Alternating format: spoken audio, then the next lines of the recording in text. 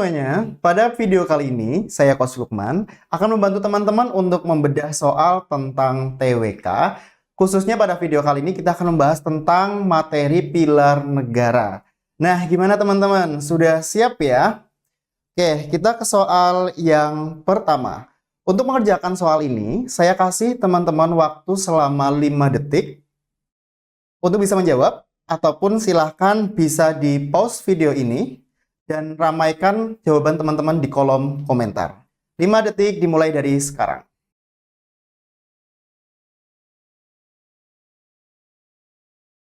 Oke, cukup. Kita mulai bahas untuk soal yang pertama. Nah, teman-teman, di soal ini yang ditanyakan adalah berkaitan dengan penerapan Pancasila gitu ya. Berarti ini adalah bentuk implementasi Pancasila. Penting yang perlu di-highlight untuk bisa menjawab soal ini adalah bahwa di sini subjeknya adalah warga negara.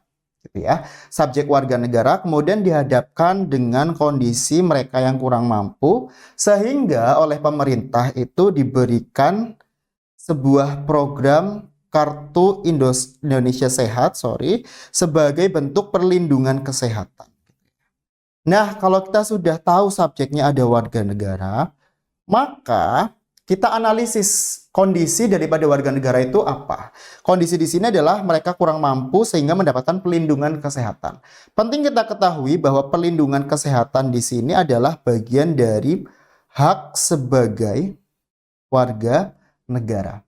Nah, kalau sudah dihadapkan dengan soal yang berkaitan dengan hak warga negara, maka jelas itu adalah bentuk implementasi dari Pancasila sila yang ke-5.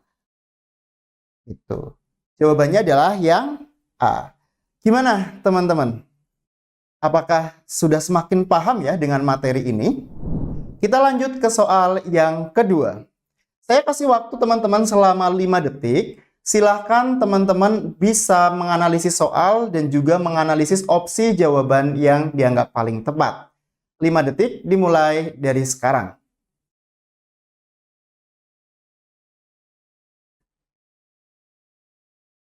Oke, kita bahas soal yang nomor 2. Untuk bisa menjawab soal ini, teman-teman silahkan bisa mencermati di bagian instruksi soal gitu ya.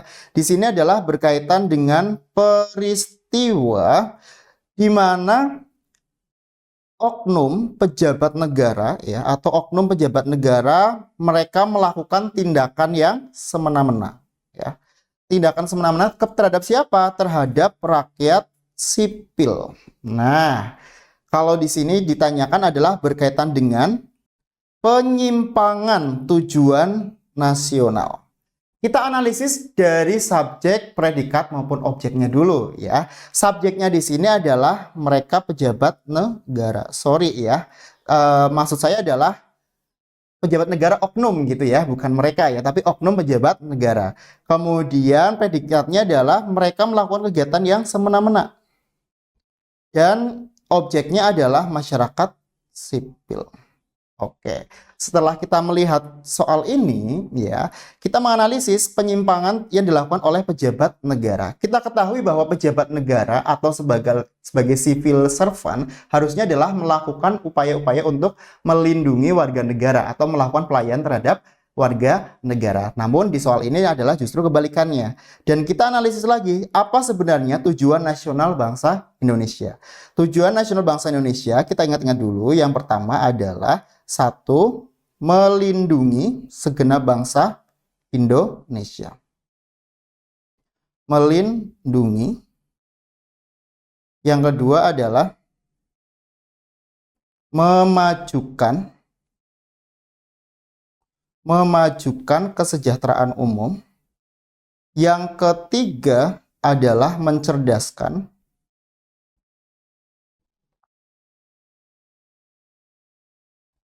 Dan yang keempat adalah ikut melaksanakan ketertiban dunia.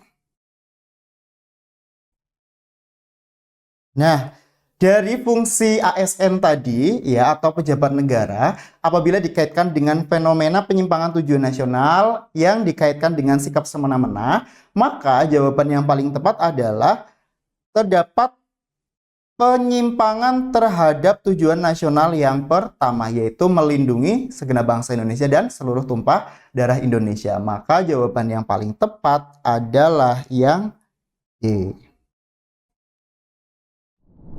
Garansi, kamu mau lolos SKD seperti mereka? Ikuti Super Intensif SKD CPNS dan Sekolah Kedinasan offline dan online bersama Profesional by Bimbel YEC. Info lebih lanjut buka di www.profesional.id. Hubungi advisor kami untuk konsultasi dan pendaftaran ya. Sampai jumpa di kelas. Nah, teman-teman, di soal yang ketiga ini, saya kasih teman-teman waktu selama 5 detik untuk bisa menjawab soal, dan silahkan ramaikan jawaban teman-teman di kolom komentar. 5 detik dimulai dari sekarang.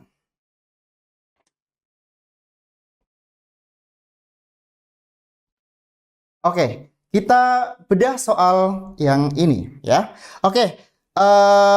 Di soal ini yang ditanyakan adalah berkaitan dengan prinsip Bhinneka Tunggal Ika. Saya kasih highlight berdasarkan soal-soal yang biasanya muncul di tes CPNS ataupun kedinasan, bahwa yang namanya prinsip Bhinneka Tunggal Ika yang paling sering muncul gitu ya adalah berkaitan dengan yang pertama adalah sebagai common denominator.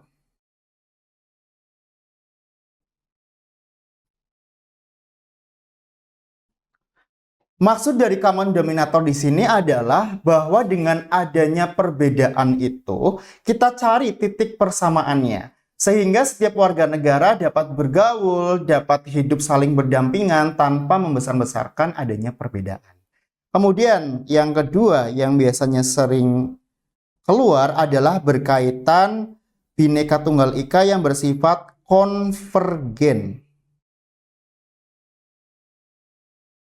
Konvergen atau clue-nya adalah sebagai suatu titik temu.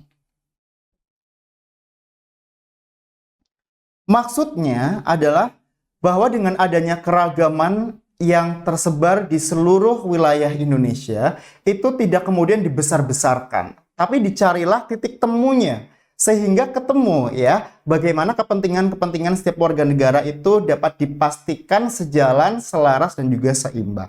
Nah, jika dalam soal ini yang ditanyakan adalah perbedaan pendapat ya antara anggota ya yang berasal dari berbagai daerah. Nah, clue berbagai daerah di sini pastinya akan menunjukkan adanya banyak sekali keragaman. Nah, maka prinsip Bhinneka Tunggal Ika kita bisa cari apakah sebagai common denominator ataukah sebagai konvergen kuncinya. Coba kita lihat ya.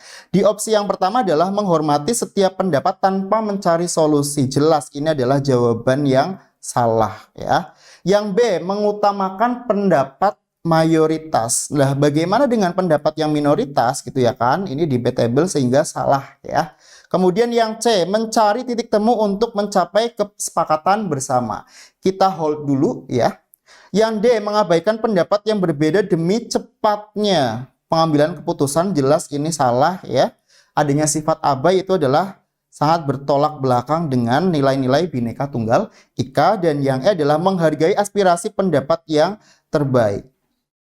Ini adalah salah. Bahkan untuk pendapat yang terburuk pun kita tetap harus mengupayakan untuk selalu menghargai. Jadi jawaban yang paling tepat adalah yang C.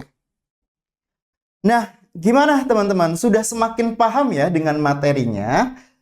Untuk video kali ini sudah cukup ya. Semangat terus belajarnya dan selalu nantikan video kami selanjutnya. Sampai jumpa. Garansi, kamu mau lolos SKD seperti mereka?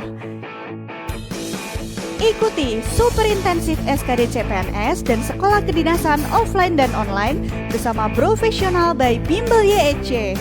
Info lebih lanjut buka di www.profesional.id. Hubungi advisor kami untuk konsultasi dan pendaftaran ya. Sampai jumpa di kelas.